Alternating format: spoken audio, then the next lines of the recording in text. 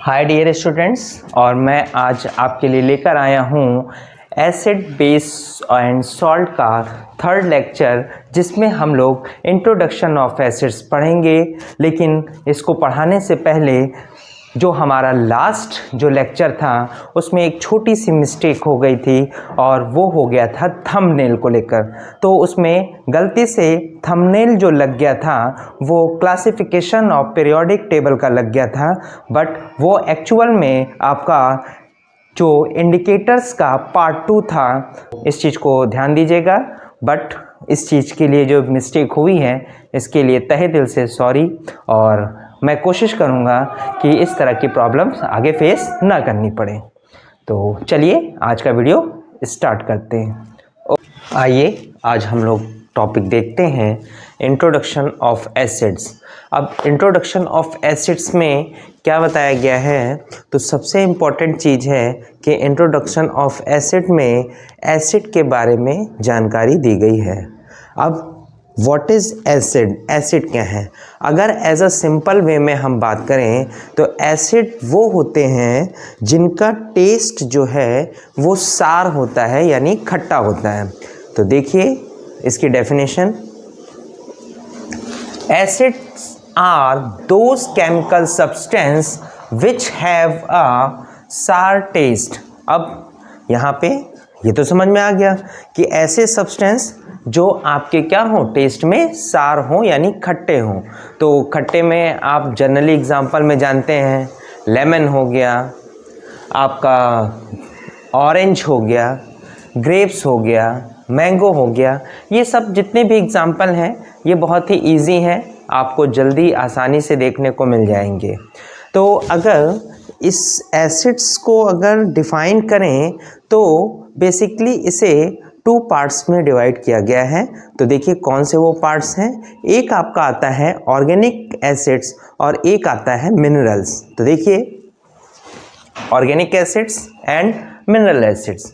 अब ये organic acids और मिनरल एसिड्स क्या हैं, इसको भी हम अपनी आसान लैंग्वेज में ही समझना चाहेंगे। तो देखिए ऑर्गेनिक एसिड्स, तो ऑर्गेनिक एसिड्स ऐसे एसिड्स होते हैं जो आपका प्लांट्स और एनिमल्स से हमें मिलते हैं।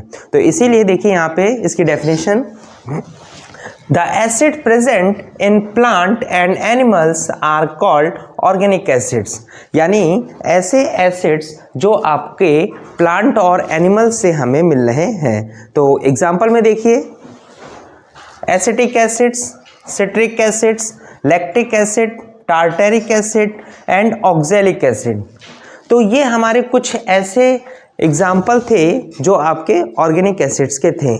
अगर इसी के कंपेयर अगर करें हम मिनरल एसिड्स से, तो मिनरल एसिड्स कैसे होते हैं ये देखिए। तो मिनरल एसिड्स होते हैं जो आपके अर्थ में पाए जाने मिनरल से फॉर्म होते हैं, यानी जो पृथ्वी में मिनरल्स पाए जाते हैं, खनिज तत्व पाए जाते हैं, अगर उनसे कंबाइन होकर जो हमारे एसिड बनेंगे वो हमारे मिनरल एसिड्स कहलाते हैं। तो देखिए the acid prepare from minerals of the earth are called mineral acid.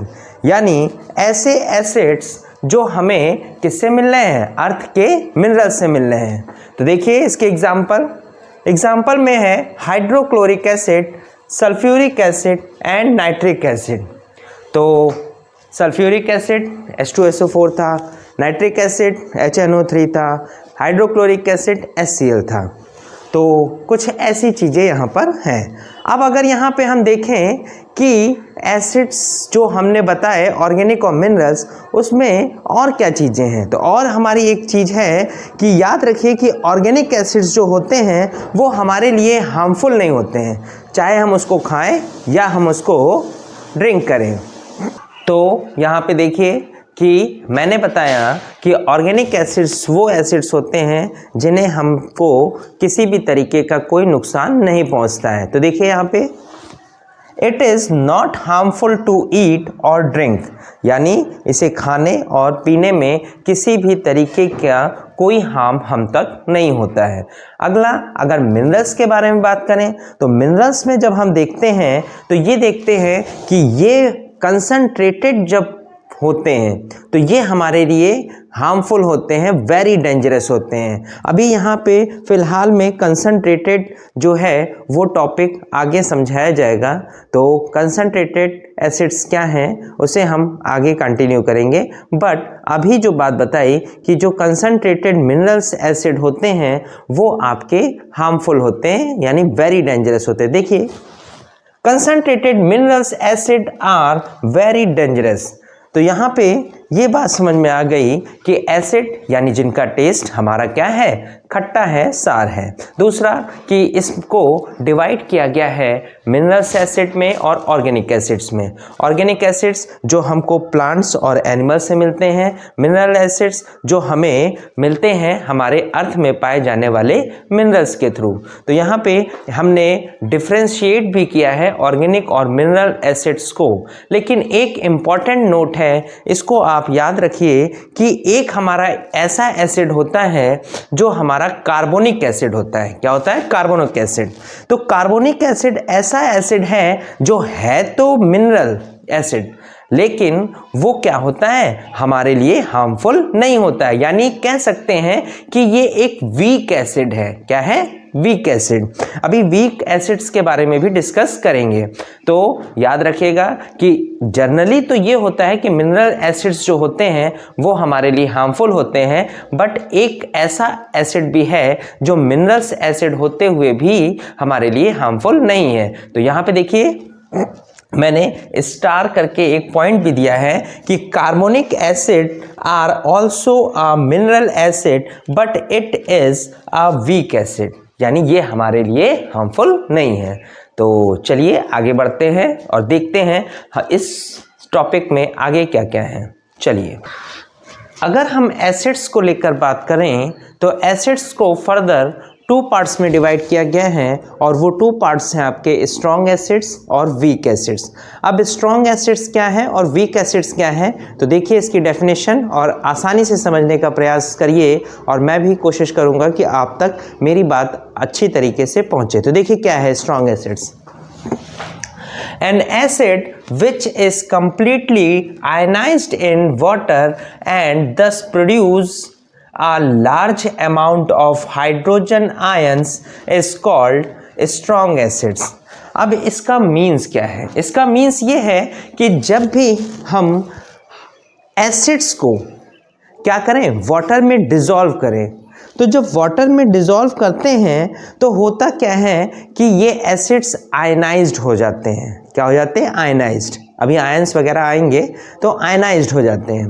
तो आयनाइज्ड होने पर large amount of hydrogen ions produce होते हैं, यानी बहुत सारे हाइड्रोजन आयन जो है वो क्या है, इस आयनाइजेशन प्रोसेस में प्रोड्यूस होते हैं, निकलते हैं। तो जब ज़्यादा से ज़्यादा हाइड्रोजन आयंस निकलें, अगर किसी एसिड को वाटर में डिज़ोल्व किया गया है तो समझ जाइए कि वो क्या है, एक स्ट्रॉन्ग एसिड्स हैं। इसी के कंपैरिजन अगर हम वीक एसिड्स को लेकर बात करें तो वीक एसिड्स में ऐसा नहीं होता है, उसमें पार्शियली यानी बहुत कम अमाउंट में जो होते हैं हाइड्रोजन आयन वो प्रोड्यूस होते हैं। इसीलिए इसकी डेफिनेशन देखिए, N acid which is partially ionized in water and thus produces a small amount of hydrogen ion is called weak acids। यहाँ पे एग्जाम्पल जो हमने लिया है वो एसिटिक एसिड का लिया है जिसका फॉर्मूला CH3COOH। तो याद रखिएगा कि ये एसिटिक एसिड है और ये हमारा एक क्या होता है, वीक एसिड्स होता है। तो बिल्कुल वही चीज़ कि जब भी हम वीक एसिड्स को क्या करते हैं, आपका वाटर में डिज़ोल्व करते हैं, तो ये इतने अमाउंट में हाइड्रोजन आयन प्रोड्यूस नहीं करता है, बहुत ही पार्शली, बहुत ही कम कह सकते हैं आयनाइज्ड होगा और हाइड्रोजन बहुत कम प्रोड्यूस होंगे, हाइड्रोजन आयंस बहुत कम प्रोड्यूस होंगे, जिसकी वजह से ये हमारा क्या कहलाएगा, वीक एसिड्स। तो बिल्कुल सिंपल सा है कि अगर ढेर सारे हाइड्रोजन आयन प्रोड्यूस हो, बहुत सारे, तो आपके वो क्या होंगे, स्ट्रॉन्ग, और कम होंगे तो आपके वो वीक। सिंपल सा सीधा आपको याद रखना है कि अगर वाटर में डिज़ोल्व कर रहे हैं और एसिड्स हमारे आयनाइज्ड हो रहे हैं, उसके थ्रू अगर हाइड्रोजन आयन बहुत ज़्यादा निकल रहे हैं, large amount of hydrogen ion बन रहे हैं, तो समझ जाइए कि वो स्ट्रॉन्ग एसिड्स में आ रहा है। अगर वो पार्शली आयनाइज्ड हो रहा है तो आप समझ जाइए कि वो वीक एसिड्स में है। अच्छा, यहाँ पे मैंने एग्जाम्पल तो लिया और इसके साथ साथ ये भी बात दिमाग में रखिए कि जो हमारे स्ट्रॉन्ग एसिड्स होते हैं वो मिनरल्स एसिड्स होते हैं, जो कि मैं मिनरल्स एसिड्स को मैं समझा चुका हूँ कि मिनरल्स एसिड्स जो होते हैं वो हमारे अर्थ में पाए जाने मिनरल्स से फॉर्म होते हैं। तो ये हमारे क्या होंगे, स्ट्रॉन्ग एसिड्स मिनरल एसिड्स में आते हैं। तो देखिए, all minerals acids are called strong acids. इसी के कंपेयर अगर हम लोग वीक एसिड्स की बात करें तो वीक एसिड्स जो होते हैं वो हमारे ऑर्गेनिक एसिड्स होते हैं। तो यहाँ पे ये बातें आपको मैंने ऑर्गेनिक एसिड्स के बारे में बताया कि वैसे एसिड्स जो हमें प्लांट्स और एनिमल से मिलते हैं। तो यहाँ पे इसके बारे में नेक्स्ट हमारा जो पॉइंट है वो भी मैं डिस्कस कर चुका हूँ पहले ही। देखिए, strong acids are very dangerous to drink, यानी ये क्या होते हैं, पीने में, ड्रिंक करने में क्या होते हैं, हमारे लिए बहुत ही डेंजरस होते हैं। जबकि weak acids are quite safe to drink, यानी वीक एसिड्स हमें किसी भी तरीके का हार्म नहीं पहुंचाते हैं, सेफ होते हैं हमारे लिए। तो चलिए आगे हम लोग अपने टॉपिक को और आगे बढ़ाते हैं और देखिए कि अगला टॉपिक हमारा क्या है। आइए अब हम यहाँ पे देखने का प्रयास करते हैं कि कंसंट्रेटेड एसिड क्या है और डाइल्यूट एसिड क्या है। तो कंसंट्रेटेड एसिड के बारे में मैं अभी थोड़ी देर पहले मैंने इस टर्म को यूज़ किया था जब मैं मिनरल्स एसिड्स को पढ़ा रहा था। तो कंसंट्रेटेड एसिड क्या है वो देखिए। तो कंसंट्रेटेड एसिड की डेफिनेशन जो है, a concentrated acid is one which contain the minimum possible amount of water in it, यानी ऐसा एसिड जिसके अंदर वाटर का अमाउंट बहुत ही कम हो, यानी मैक्सिमम पार्ट ऑफ जो होगा एसिड का ही होगा और वाटर का अमाउंट उस एसिड में बहुत ही कम होगा। तो याद रखिए कि जिस एसिड में वाटर का अमाउंट लेस अमाउंट में हो, बहुत कम हो, वो हमारा क्या कहलाता है, कंसंट्रेटेड एसिड। और इसका जस्ट अपोजिट यानी डाइल्यूट एसिड के बारे में बात करें तो इस डाइल्यूट एसिड में हमारा वाटर का अमाउंट मच हाई में होगा, मच मोर में कह सकते हैं। तो देखिए क्या है इसकी definition, a diluted acid is one which contains much more of water in it, यानी ऐसे एसिड्स जिसके अंदर वाटर का अमाउंट मच मोर हो।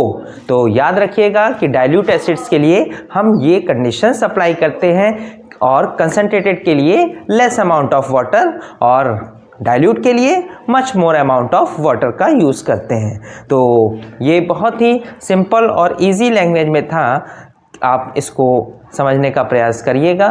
और साथ साथ में अगर हम देखें तो क्या देखते हैं कि कंसंट्रेटेड एसिड को डाइल्यूट एसिड में कन्वर्ट किया जा सकता है।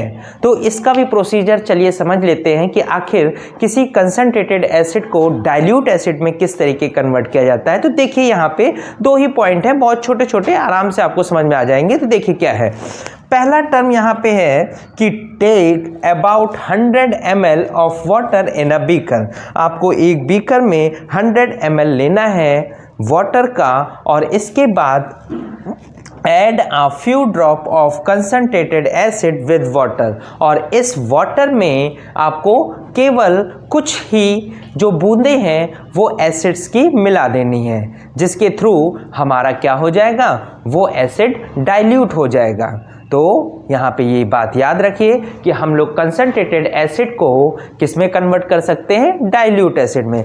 लेकिन एक बात का ख्याल रखिएगा कि ये एक्सोथर्मिक रिएक्शन होती है, जिसको मैंने लेसन फर्स्ट में कंप्लीट कराया था कि एक्सोथर्मिक रिएक्शन क्या होती है। तो याद रखिएगा कि एक्सोथर्मिक रिएक्शन जो होती है वो बहुत ज़्यादा हीट प्रोड्यूस करती है। इससे यहाँ पर अगर इसको कंडीशंस अप्लाई करें तो अगर होगा क्या कि जैसे ही हम एसिड्स को किस में मिलाएंगे, वाटर में मिलाएंगे, तो हीट प्रोड्यूस होगी, लेकिन वो इतनी ज़्यादा नहीं होगी। लेकिन अगर इसके कंपैरिजन अगर हम रिवर्स ऑर्डर में इस प्रोसेस को कर दें, यानी वाटर में जो आपने एसिड मिलाया है, इसके अलावा अगर हम ऐसा करें कि एसिड में वाटर मिलाएं, तो एक्सोथर्मिक जो रिएक्शन होगी वो बहुत ज़्यादा हाई लेवल पे होगी, यानी मच मोर ऑफ अमाउंट जो होगी हीट प्रोड्यूस होगी, जिसके थ्रू एक्सप्लोजन भी हो सकता है, विस्फोट भी हो सकता है, जिससे आपके स्किन और क्लोथ या आसपास की चीज़ें भी डिस्ट्रॉय हो सकती हैं। तो इस बात का याद रखिए कि हमेशा आपको वाटर में एसिड मिलाना है, ना कि एसिड में वाटर। ठीक है, चलिए अब हम लोग आगे देखते हैं क्या करते हैं।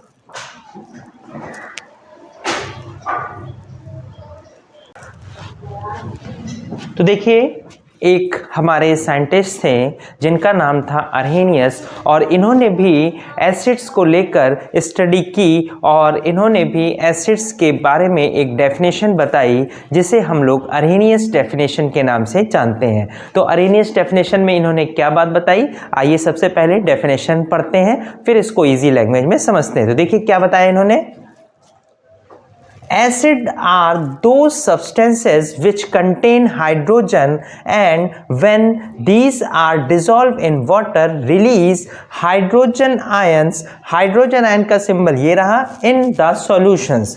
यानी अगर किसी एसिड्स के बारे में बात की जाए तो एसिड्स में हाइड्रोजन जरूर होगा, और साथ में अगर एसिड्स को वाटर में डिसॉल्व किया जाएगा तो वो हाइड्रोजन आयन प्रोड्यूस करेंगे।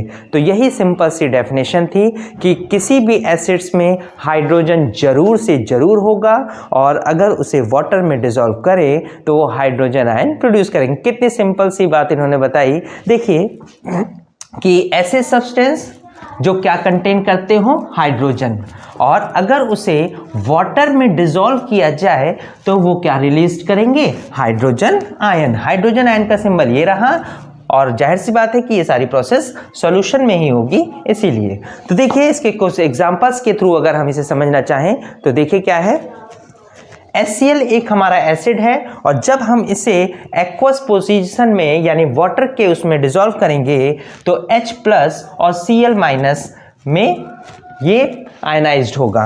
तो देखिए H+ आयन प्रोड्यूस हो रहा है। इसी तरीके अगर हम सल्फ्यूरिक एसिड के बारे में बात करें, यानी H2SO4 के बारे में, तो यहाँ पे भी देखेंगे तो H+ जरूर मिलेगा, और साथ में SO4- आयन में ये आपको दिखाई देगा, लेकिन हमें तो H+ आयन से रिलेशन बनाना है, तो देखिए H+ आयन जरूर होगा।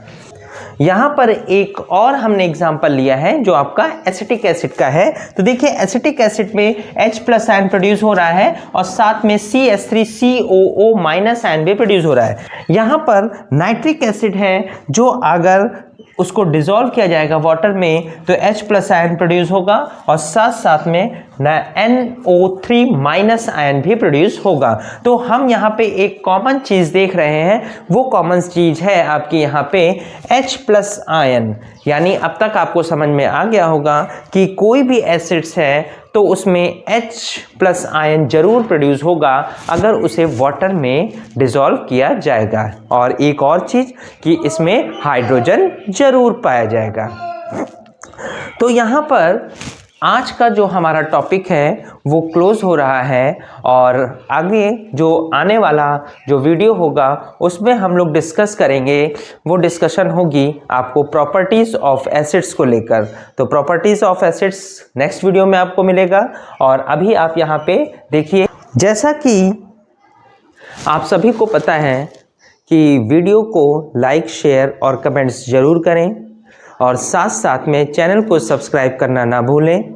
और चैनल सब्सक्राइब करते समय इस बात का भी ध्यान दें कि बेल आइकन को ज़रूर प्रेस करें, और बेल आइकन के प्रेस करने से एक ये बेनिफिट होगा कि आप तक वीडियो की नोटिफिकेशन पहुंचेगी, और आप कोई भी वीडियो को मिस नहीं करेंगे। तो चलिए आज के लिए बाय बाय, टाटा, और मिलते हैं हम अपने नेक्स्ट वीडियो में।